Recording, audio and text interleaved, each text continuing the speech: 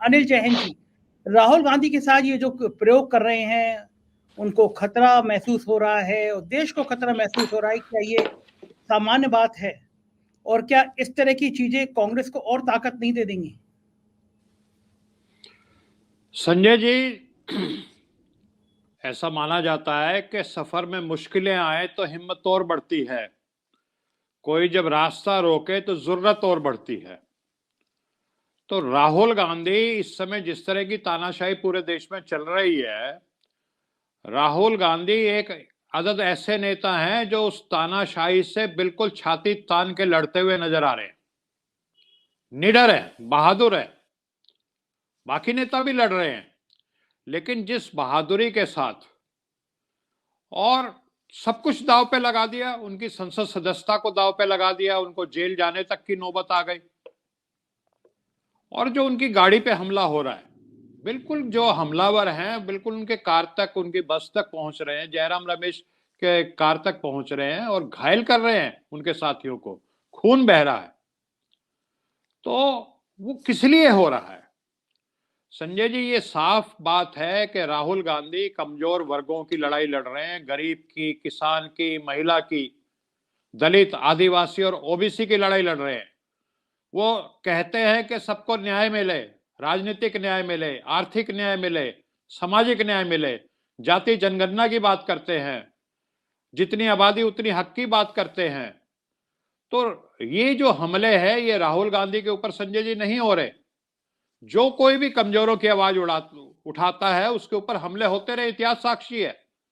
और अरुण जी ने अभी तो महाभारत काल में ले गए, तो महाभारत काल में भी जो योगीराज श्री कृष्ण जी थे, जब उन्होंने कमजोरों की आवाज उठाई थी तो वो राजा इंद्र या कौन से देवता इंद्र थे, वो उनके ऊपर हमलावर हो गए थे। तो ये कोई नई बात नहीं है। अगर राहुल गांधी आज चंद मुट्ठी भर पूंजीपतियों की आवाज उठा रहे होते तो उनके ऊपर ऐसे हमले नहीं होते। वो एक अलग लड़ाई लड़ रहे हैं। जो इस देश के 142 करोड़ लोग हैं, जो रोजाना सुबह से शाम तक मेहनत कश लोग हैं, जो किसान और मजदूर हैं, छोटे व्यापारी हैं, उनकी लड़ाई लड़ रहे हैं राहुल गांधी।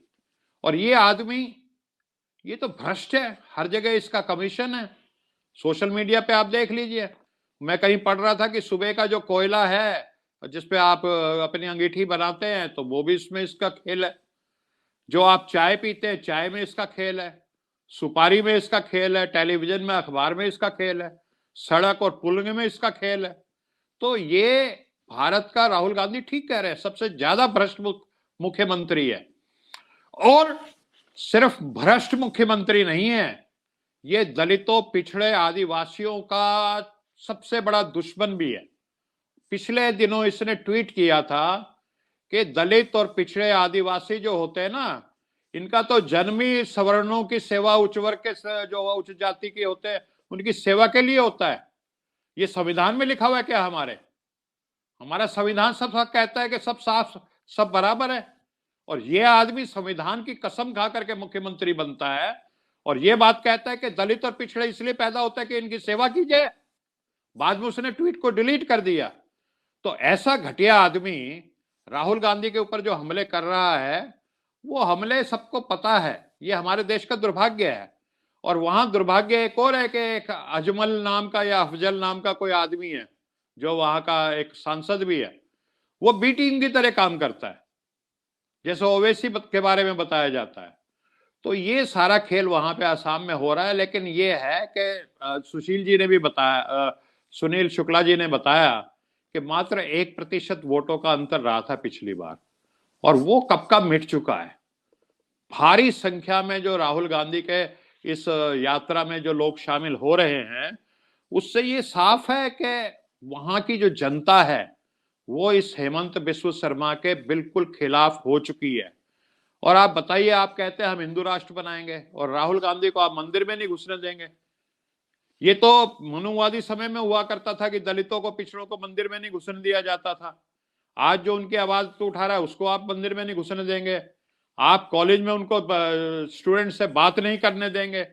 तो ये सब इसके पीछे एक बहुत बड़ा डर है।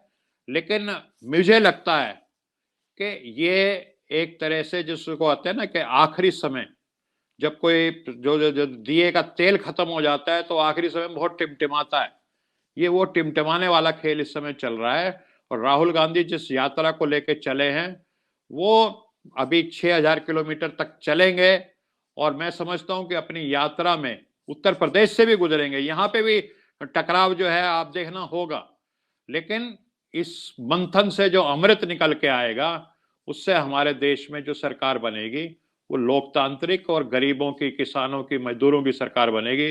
और संजय जी, मेरे को लगता है कि राहुल गांधी बहादुर है, उनको इस यात्रा को डटे रह के, मतलब जब तक सुरक्षा कर्मी ना कहें, बिल्कुल उनको लगातार चलते रहना चाहिए, डरना नहीं चाहिए जी।